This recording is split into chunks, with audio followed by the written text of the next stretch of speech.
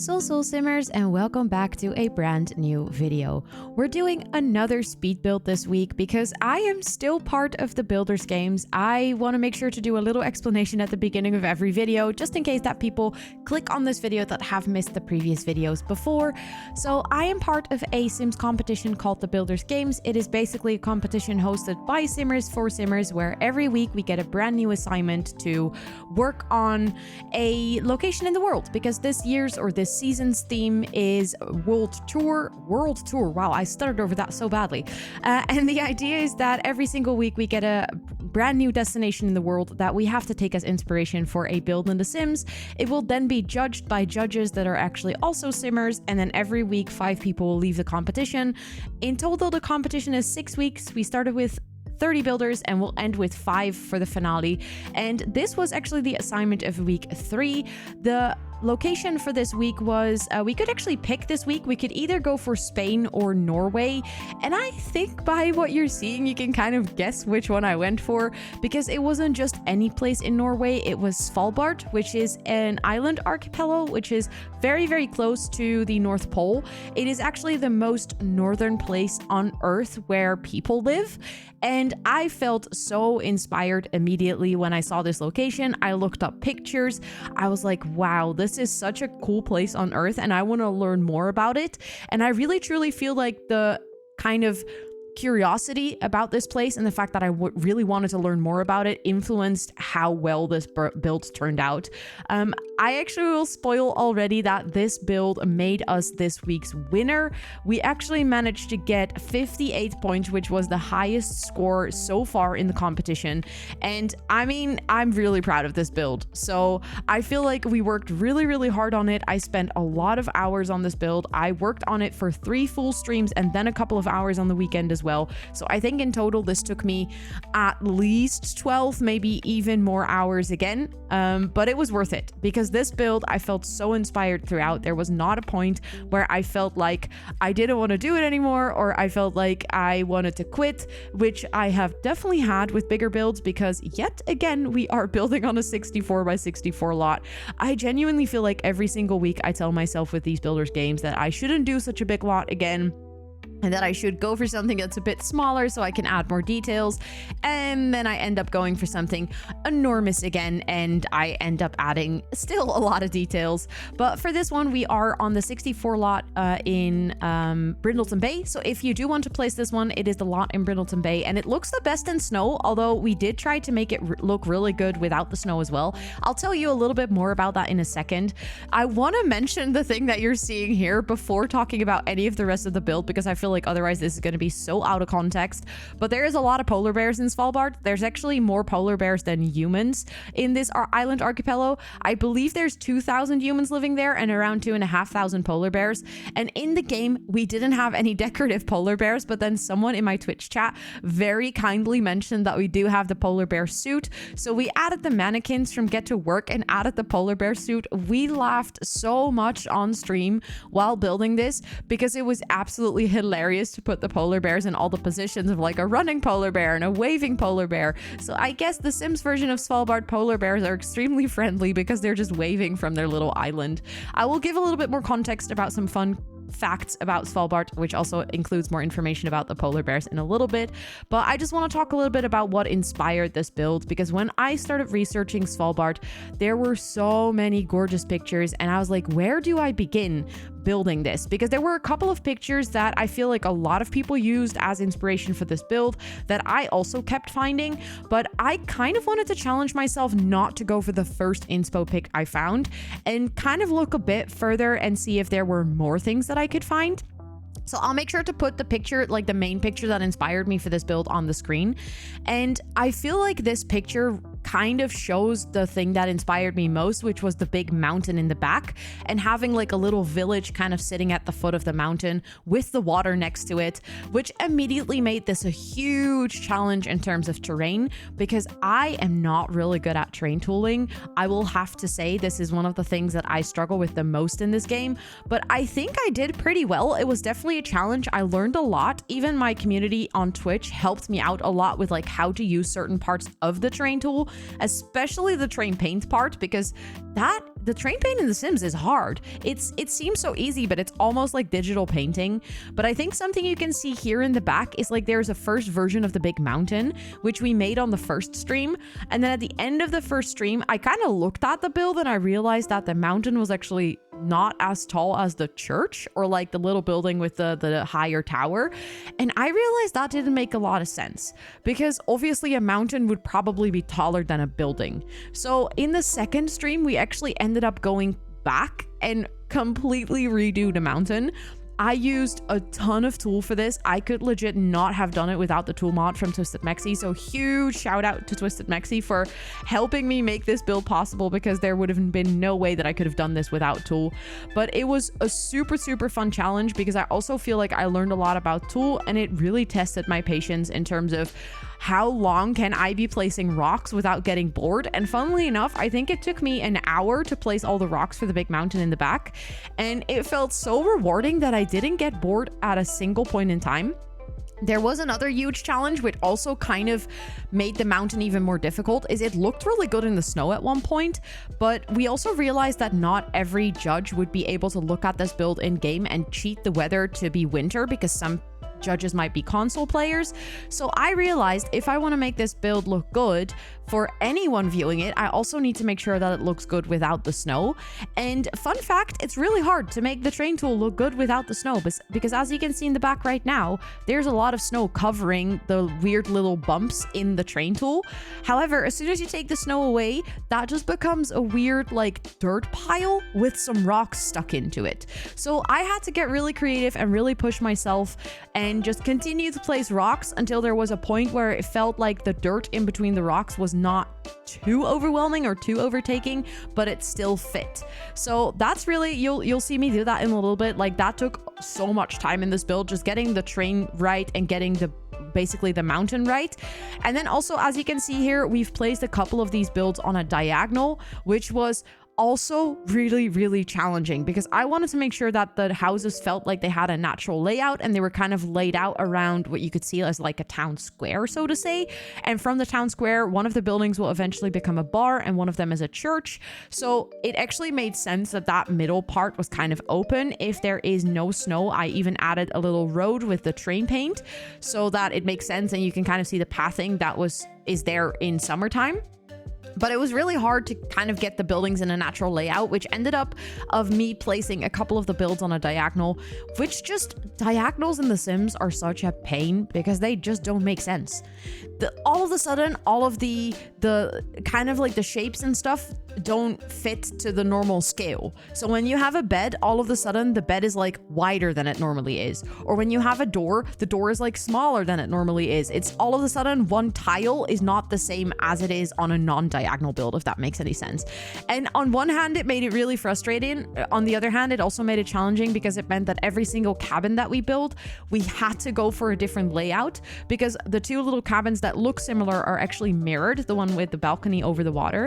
And then we had a cabin that was diagonal, which again completely changed the scale of things. And then there was a cabin in the back that I add later, you can't see it here just yet, that also had a different floor plan. So we kind of just continued to push ourselves of having to be creative and having to build something that didn't repeat itself. And that's also something that the judges really noticed when they gave me the feedback for this build, is that they noticed that every cabin kind of had its own character, but still it was cohesive as a whole because we continued to use a lot of wood swatches and stuff like that. So that was really fun to do, and it was a really fun challenge to push myself to kind of recreate an interior, but also make it a little bit different and make it personal for each cabin. So basically this build consists of a lot of houses. I didn't just build one house, I built a lot, and it was so fun. It is completely playable. We actually did play test it a little bit, so if you want to play on here, you could totally do that. Even if you have the for rent pack, you could make it little units and you could basically play it as a little town, so that could be really fun. The only thing is they are all almost tiny homes, although because if you play it with it for rent, you couldn't set it as a tiny home, you wouldn't get any of the buffs and you would still live in a very tiny house. But this was also a fun challenge, is that actually on Svalbard, most of the homes are very tiny because the livable space is just very, very limited. I'll talk about that in a little bit more when I share some more fun facts about Svalbard in general, but that was something that I didn't realize when I started doing this build, is I kind of just made the homes small because it fit better on the lot. But then it turned out that that was actually very realistic, because a lot of the houses in Svalbard are actually really small, simply because there's just very limited space that they can build on. So that made it challenging in terms of interior as well. I really had to get creative with functional bathrooms and like open showers and stuff like that. But I think we made it work, and I really, really liked how it turned out.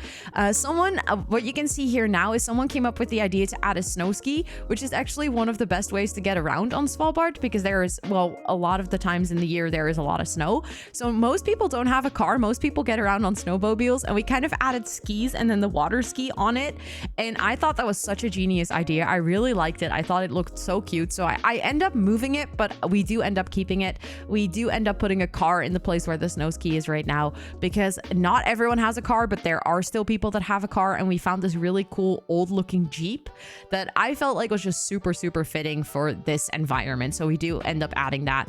Right now I'm building a little dock because I wanted to make sure that there was a place to go fishing, because fishing is definitely something that is a big occupation on Svalbard. Even though the original occupation is coal mining, obviously they do a lot of fishing. Just the environment and the climate and the area and stuff really allows for it. So we also end up adding a little fish market stall kind of thingy next to the church, where people can buy like freshly caught fish, which I thought was really, really cute. And yeah, that's basically the things that I wanted to tell you guys about the build. There are some things that I would like to share with you about Svalbard as a place, because I think it gives some more context to some of the things that I did in this build. So like I said, there are not many cars, so most people have a snow ski, so that's something that we really, really wanted to add in. Also, Svalbard has snow for a really big chunk of the year, but not all of the time they have snow. There are seasons, specifically summer, where it is just below freezing temperature, or sorry, just above freezing temperature. So then they actually have not that much green, but a little bit of green. So that's what we tried to add in as well. If you look at the build without the snow, I did add some pathways and stuff like that, because I wanted to make sure that it looks good also outside of winter times.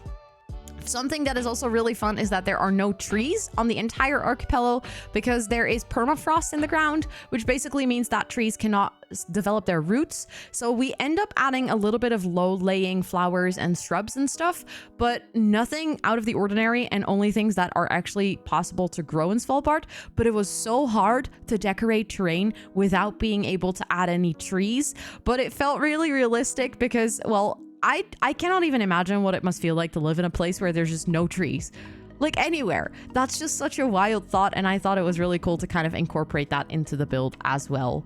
Like I said, the main occupation on the island is coal mining, and because of coal mining and the coal mining history, there is actually a rule that in a lot of public places, including like supermarkets and bars and stuff, you have to take your shoes off, because otherwise the interior with like the snow slush and the coal mining residue and stuff like that, it would get really, really messy. So they actually end up taking their shoes off. So in this build, I added a lot of like no shoe signs, so that if you were to play in this build, you could actually force your Sims to take their shoes off indoors, because I think that makes a lot of sense. Also, to quickly address what we're doing in the speed build right now, this is actually where I'm building the mountains. So I end up making like little plateaus in the mountains where I was like, okay, this is places where it makes sense to place a lot of rocks.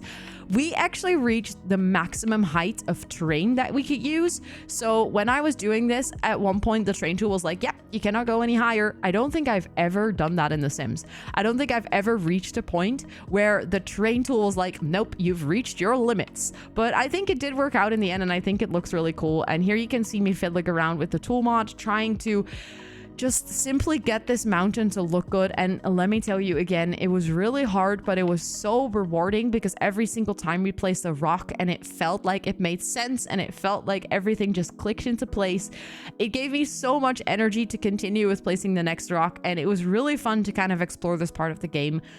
Again, I would highly recommend everyone to once in a while challenge yourself to do something this much out of your comfort zone, because it's such an interesting challenge to see kind of where your brain goes creatively if you're faced with challenges like this. So yeah, I'll be placing a bunch of rocks for a little bit of the rest of the video, so I'm just going to continue to tell you more about Svalbard in general. So something else that I found that I thought was really, really interesting is that there are absolutely no cats on the entire archipelago, even though there is a story of one cat that somehow made its way into the archipelago, which is kind of weird because it's super isolated. But in general, there are no cats because there are a lot of bird species living on the island that actually only live there or are endangered bird species. And since cats are natural hunters and they would hunt the birds, they actually have banned cats from the entire island, which is, I think, a reason that I could never live here, because I don't think I could live without my cats. But it is a very interesting thing to realize that like they have to take stuff like this into account, that stuff like this is regulated there. That's just such an interesting way to think about, you know, I didn't realize that this was something that people thought about until I read this. So I learned something new for sure. Something else that I found really interesting is that for multiple months a year, this place doesn't get any light. And for multiple months a year, this place doesn't get any darkness. So midnight sun is actually a concept here where they will have sunlight. And the sun will be like high in the sky at 12 at midnight. But other months, they won't have any light at all. No daylight for around 4 months a year, which also, again, I think makes it a reason that I could never live here. I don't think I could deal with that. It is a very intriguing thought, but I don't think my seasonal depression would deal very well with no sunlight for 4 months a year. However, it was interesting to incorporate that into the Sims build because I really had to also look at the build at night and think of, what if this was the permanent state of being? How would I make this build look? Like, what lighting do I add? How do I make sure that people still kind of follow the pathway when there's only snow and no daylight? How do you make people feel like there is still a natural flow to the landscape and stuff like that? So that really felt like I was almost doing landscape architecture more than Sims building, which I just learned a lot of. And it was interesting to kind of just actively think about this because it's normally something that I certainly do not take into account when it comes to my Sims builds. Then something else, like I said, about the small houses is that it's actually not really hard to get a job on Svalbard because it's also become more and more popular with tourists recently. So if you want to work in the tourism industry, you can actually quite easily get a job, especially in the winter seasons, because then a lot of people come there to see the northern lights and to see the snow and all of that. However, it is really hard to get a house on Svalbard because, like I said, it's very limited in terms of living space and where they can actually build. So what they do is actually, when you get a job, you very often get a house assigned by your employer. So a lot of the houses are almost like expat houses, so to say. And that's also why they're really small. And that's, I think, why it also really worked well that we kind of made the houses look very similar. Because I think if you're very limited in space and you are not in a place where you can build a lot of houses, and the houses also rotate in terms of who lives there because people come there for the season and then they work there for the season and they leave again, I think it makes a lot of sense that people that live here have a house that is kind of like pre-furnished for them, and they add bits and bobs of their own personality and their own detail to it, but it's definitely more standardized than maybe any of the other houses. So that's also what I try to incorporate in here, and I think it fits really well with all of the like the smaller houses and stuff like that. And then very lastly, a fun fact that I found while researching anything just in general for Norway is I wondered why so many houses in Norway are red, and it turns out that red is actually the cheapest paint to make. So it stems from a time where people would kind of showcase their wealth with the color of their house. So if you had a white house, that was actually the most expensive paint to make. So then you would be really, really rich. If you had a red house, that was like the most common one because it was for quote unquote the poor people, because it was the cheapest paint to make with natural ingredients that you could find for a relatively low price. And kind of the middle class people used to have yellow houses, but it kind of just became a tradition, and also it is still quite affordable to buy red paint. So a lot of the houses in Norway are red. It still intrigues me that this is something that didn't get adopted in the rest of the world, because you would say that in the rest of the world people also struggled with like inequality of money. And why did only Norway opt in for the red houses? My guess is still because in a winter landscape you can see the color red very brightly, so it's easier to spot than a white house in a white landscape, I guess.